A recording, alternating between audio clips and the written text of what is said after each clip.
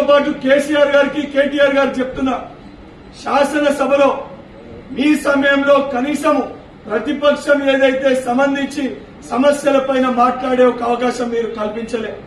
ఈరోజు మేము పరిపాలించిన, మేము ఇచ్చిన సంక్షేమ పథకాలపైన గాని, మేము పరిపాలిస్తున్న తీరుపైన గాని చాలా స్పష్టంగా ఏదైతే ప్రతిపక్షము వారి యొక్క మాటలు వారు మాట్లాడాలని చెప్పి అవకాశాన్ని మేము కల్పిస్తున్నాం. బాధ్యత గల ప్రభుత్వంగా, ప్రజా ప్రభుత్వంగా మీరు అడిగిన ప్రతి ప్రశ్న కూడా బాధ్యతతో మేము సమాధానం చెప్తున్నాం. ఇవాళ మేము తీసుకొచ్చిన సంక్షేమ పథకాలు అన్ని కూడా ఒకటొకటిగా ప్రతి ఒక్క వ్యక్తి కూడా, లబ్దిదారులందరూ కూడా చేకూర్చాలి, వాళ్ళకు అందించాలి అని చెప్పి ఒక దృఢ సంకల్పంతో తెలంగాణ రాష్ట్ర వ్యాప్తంగా గ్రామ సభల్ని కూడా ఏర్పాటు చేసి ప్రజల అభిప్రాయం సేకరించిన ప్రభుత్వం ఈ ప్రజా ప్రభుత్వం.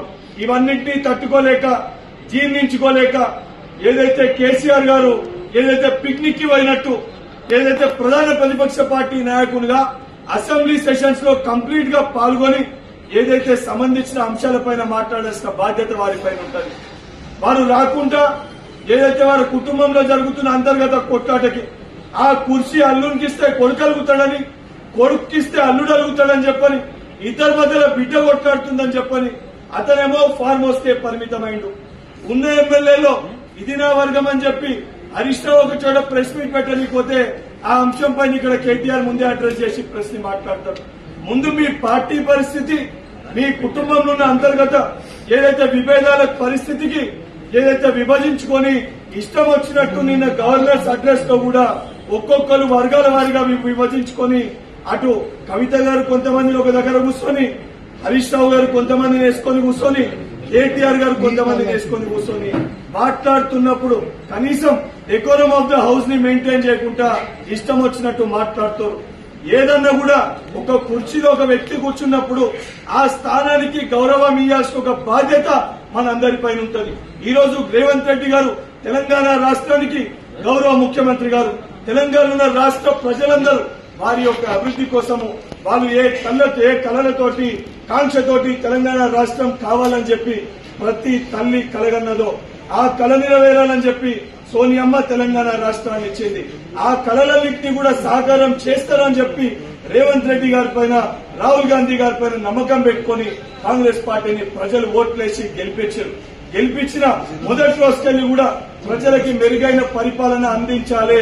ఏదైతే తెలంగాణలో ఆర్థిక ఇబ్బందులు ఉన్నప్పటికీ కూడా అన్ని రంగాల ప్రజలకి ఒక భరోసాని, ఒక ధైర్యాన్ని ఇవ్వాలన్న ఉద్దేశంతో మా గౌరవ ముఖ్యమంత్రి గారు కష్టపడుతుంటే ఏదైతే సలహా సూచనలు ఇవ్వడాన్ని పక్కన పెట్టేసి ఏదైతే ప్రభుత్వం మంచి కార్యక్రమాలు చేపట్టినప్పటికీ కూడా ఎప్పుడు కూడా ప్రభుత్వం పైన బురద జల్లి మా కుటుంబము మేము తప్ప ఎవరు కూడా తెలంగాణ రాష్ట్ర ముఖ్యమంత్రి కుర్చీ పైన కూర్చోకూడదనే విధంగా కల్వకుంట్ల కుటుంబం వ్యవహరిస్తుంది.